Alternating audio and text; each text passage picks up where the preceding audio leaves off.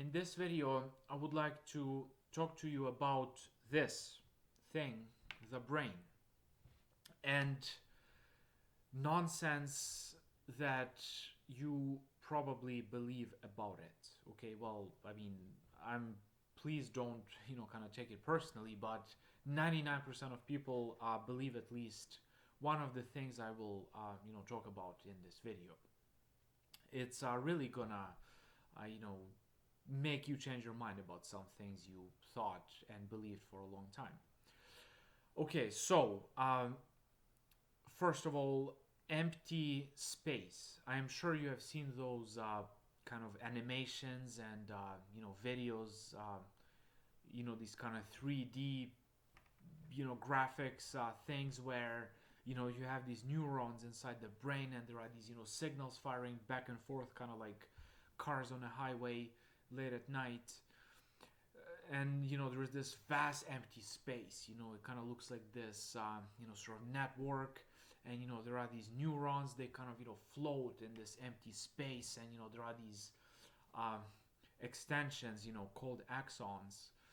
They kind of just this slender long. And there's this there are these gaps between neurons. It's total nonsense. Okay, these graphics were made by uh, you know individuals with a lot of space in their brain, for sure. But it's total nonsense. Okay, there is no empty space in there. Okay, it's very compact. Okay, like neurons are squished. Like um, it's a very dense structure. Okay, there is no empty space between neurons. It's kind of like you open a can of sardines. I mean, like, do you see them kind of like one sardine sort of uh, suspended in empty space, and then like another sardine a few inches to no, it's squished. Like, that's your neurons inside your brain are like a can of sardines. I mean, they're squished. Okay, no empty space. So all these graphics you've seen, they're all nonsense. All right. Next is IQ.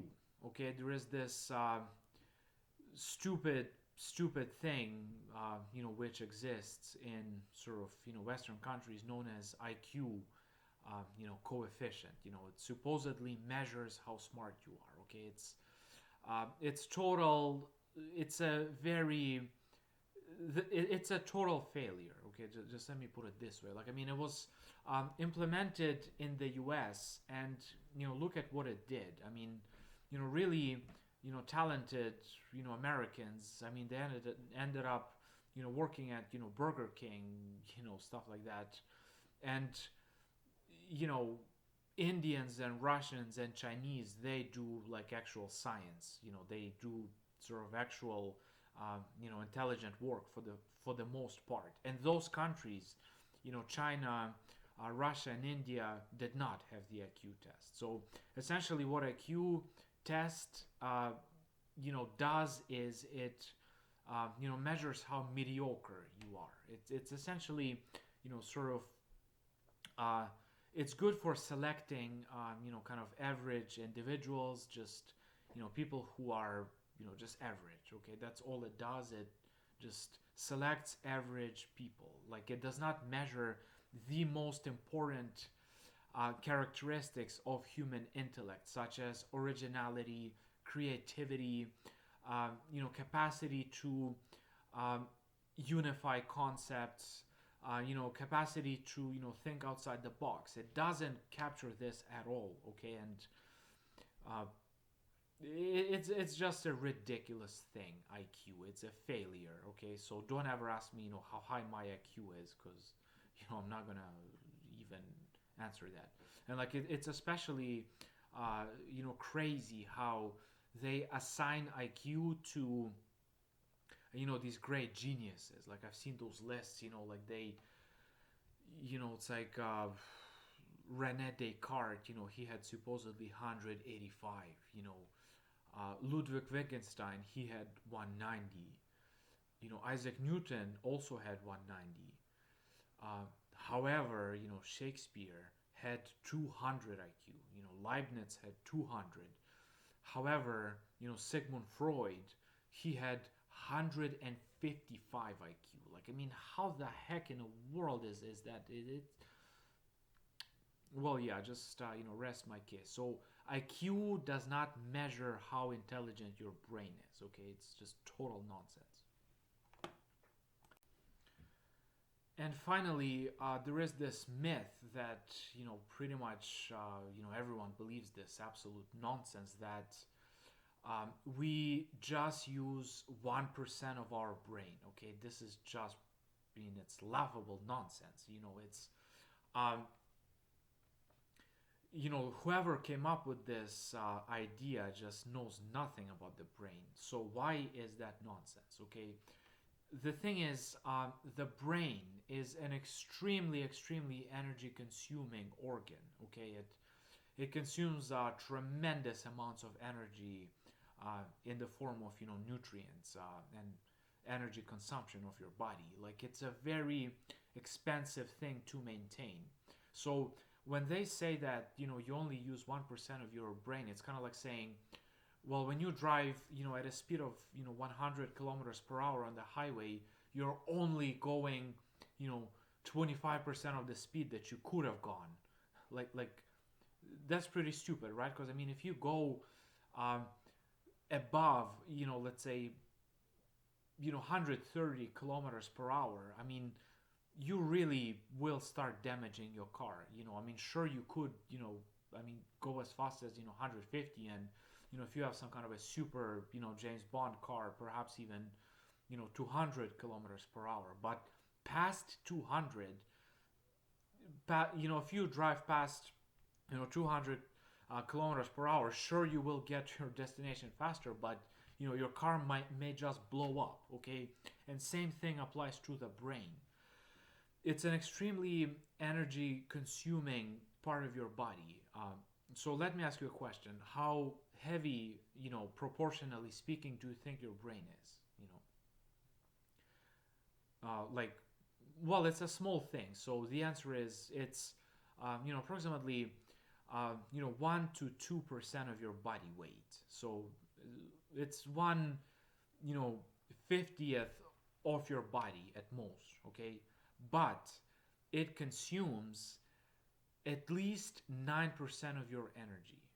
Okay, at least 9%. This small thing. So it's disproportionately high energy consumption. So whenever you use your brain, okay, none of this 1% nonsense. When you just if you are someone who reads a book, okay, you just and by the way, after this video, guys, go read a book. Okay, it's good for you. If you read a book, okay, like you just open up your textbook, or I mean, like, that's the book I'm reading right now. Pretty good stuff for my computer science studies. I'm studying language Java, kind of for Android anyways. So when you read a book, the energy consumption doubles. Okay, so even when you're not doing anything, you already use 9% of your body's energy supply. But once you start to read, it jumps to 20%. Okay, so this small little thing, I mean, when you read a book, when you just start using your brain to think, to analyze, you already use 20% of your body's energy. Okay, and you really can't go past that. You know, you you can't go much past this point. Okay, you just physically can't, because you will burn out. Okay, that's what's going to happen. um, Essentially, if you really study intensely, you cram for your exams, your energy consumption by your brain goes up to 25%.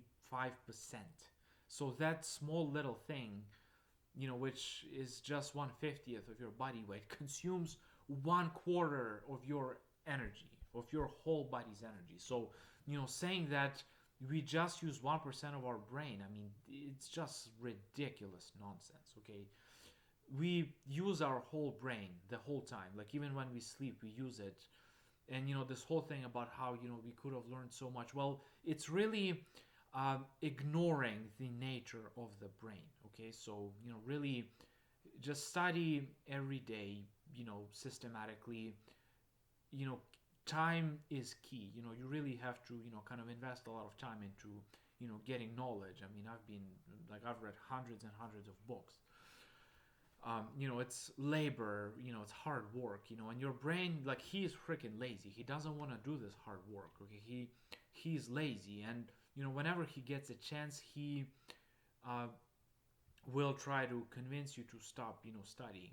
It's kind of funny sometimes, when you kind of study, you read a hard book, and then you get these thoughts. Oh man, I gotta go to the store. I gotta you know call my mom, see how she's doing, and all these kind of uh, things. These excuses kind of come up to you naturally, because, well, it's an expensive thing to do. Okay, and your body just doesn't want to do it. So yeah, it's total nonsense that people just use 1%. And, like, even people who study hard, I mean, they really use 25% of their body's energy as it is. So um, yeah, that's a total myth. Okay, and finally, there is this myth that you probably believe, that kind of there are different brain compartments and they are squished together. So you know how I'm sure you've seen those maps of the brain, kind of like, and it's color coded, different colors. It's like this patch here, it's responsible for your sight, and that part there, kind of a different color patch, it's responsible for your kind of speech articulation. um, some other part is responsible, and they're kind of squished together. Well, that's not the case at all. Okay, it's really interesting, but there is always empty space between them. Kind of, there are neurons, but they're not specifically used as a part of that structure with a specific function. That's really interesting. And the larger this area is, on average, the less intelligent the person is. Okay, so um, those essentially, there is always a gap. Like, those parts of the brain with supposed functions, they always have space between them. Okay, and this space is a big deal. Okay, it really determines a lot about your intellect. So yeah, these are some of the myths, and now I clarify them for you guys.